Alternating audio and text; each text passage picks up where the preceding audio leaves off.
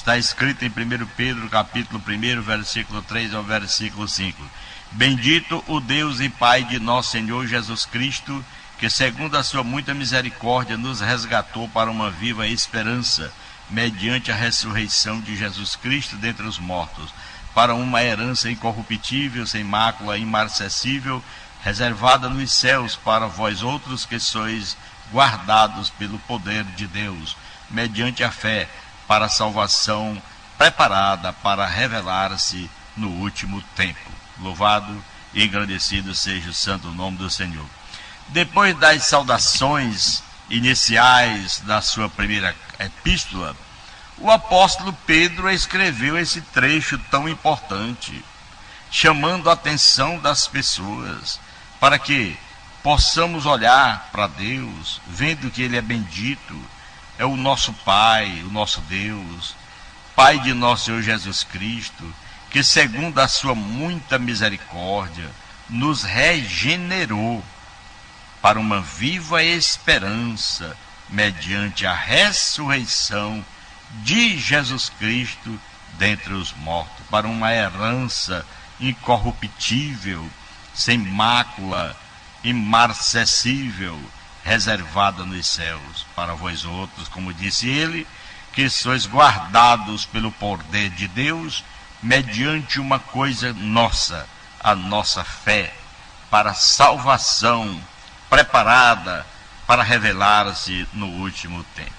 Palavras maravilhosas, essas poucas palavras, Pedro resumiu aspectos importantes da mensagem do Evangelho de Jesus Cristo.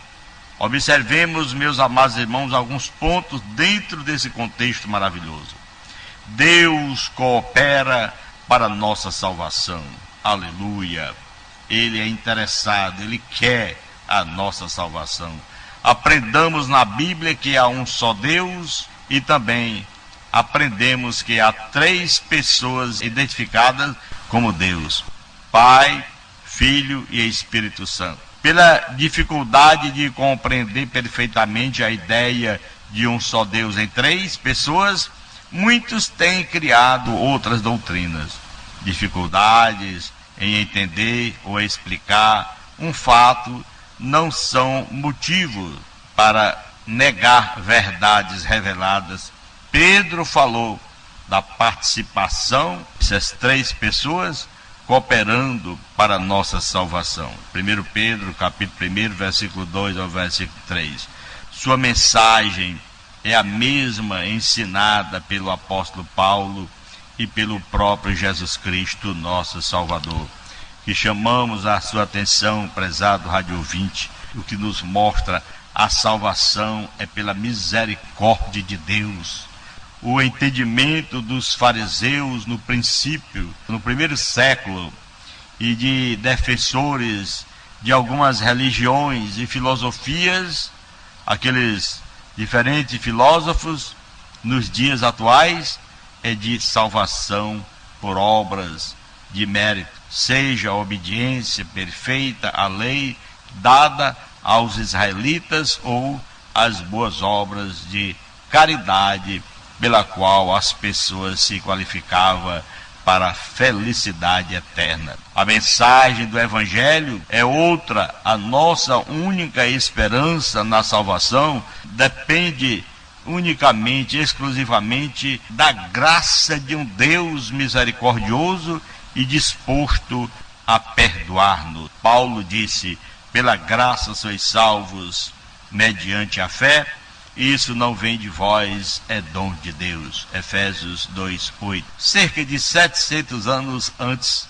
de Paulo, Isaías escreveu: deixe o perverso o seu caminho, o iníquo os seus pensamentos, converta-se ao Senhor, que se compadecerá dele, e volte-se para o nosso Deus, porque é rico em perdoar. Isaías 55:7. São essas as palavras cerca de 700 anos antes de Cristo, na época em que ele falou: deixe o perverso o seu caminho, o iníquo os seus pensamentos, converta-se ao Senhor, que se compadecerá dele, e volte-se para o nosso Deus, porque é rico em perdoar.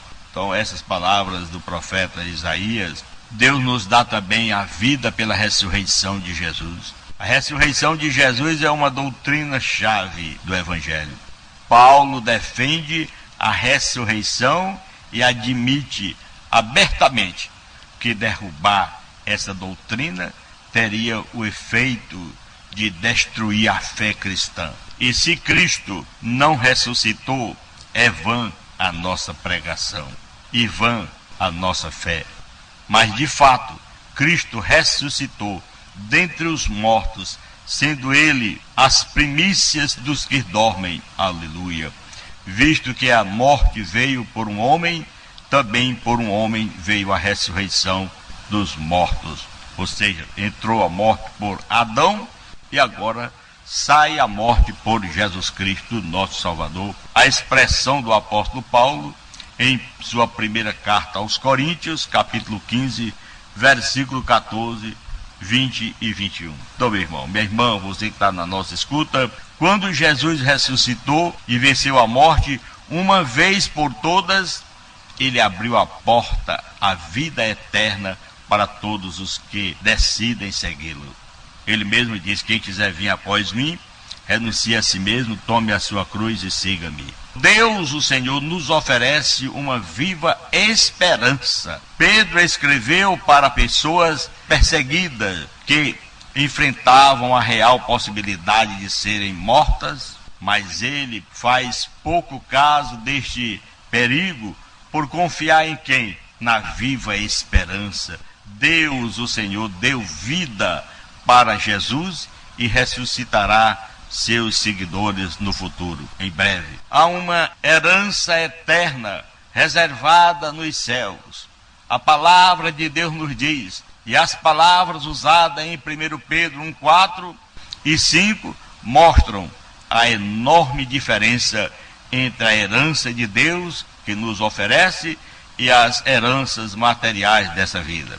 É uma herança perfeita e permanente. É importante observar onde Deus reserva essa herança. Reservada onde? Nos céus para vós outros, disse Pedro. Enquanto alguns distorcem a palavra para incentivar a fé em habitar em um paraíso terrestre, Pedro deixa bem claro que a herança que aguardamos está reservada nos céus. Louvado seja o santo nome do Senhor. O próprio Deus guarda os fiéis para a salvação. A linguagem lá em 1 Pedro 5 é bem parecida com um comentário que Paulo fez a Timóteo. Segunda carta de Paulo a Timóteo, capítulo 1, versículo 12, que diz: e por isso estou sofrendo estas coisas. Todavia não me envergonho, porque sei em quem tenho crido, e estou certo de que ele é poderoso para guardar o meu depósito até aquele dia. Glória a Deus. Então, meus amados irmãos, amigos que estão na nossa escuta, a viva esperança, bendito Deus e Pai de nosso Senhor Jesus Cristo, que segundo a sua muita misericórdia nos regenerou para uma viva esperança mediante a ressurreição de Cristo Jesus. Glória a Deus. Dele, Cristo, dentre os mortos, para uma herança incorruptível, sem mácula, imarcessível, reservada nos céus, lá nos céus, para vós outros, como disse ele, que sois guardados pelo poder de Deus, mediante a fé, para a salvação preparada para revelar-se no último tempo. Então vai chegar muitas tribulações, muitos problemas chegam na nossa vida, mas o importante para nós permanecermos na esperança, e nessa viva esperança seremos galardoados. A confiança nos traz isso, porque diz: a confiante esperança do cristão não depende do seu próprio mérito, e sim da graça de nosso Deus, que é poderoso para ressuscitar o seu próprio Filho, de nos regenerar espiritualmente e no final de tudo nos ressuscitar para a vida eterna Bendito seja Deus para todo o sempre.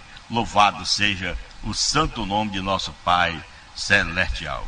Oremos. Querido Deus e Pai que está no céu, te agradecemos, Senhor, por mais uma oportunidade que o Senhor nos concedeu de estarmos aqui para realizarmos essa meditação na Tua Palavra, para aqueles que nos ouvem, meditando conosco, sejam abençoados. A viva esperança, Senhor, de morarmos nos céus, onde o Senhor nos prometeu um lugar de glória, lá na pátria celestial. Te agradeço em nome de Jesus.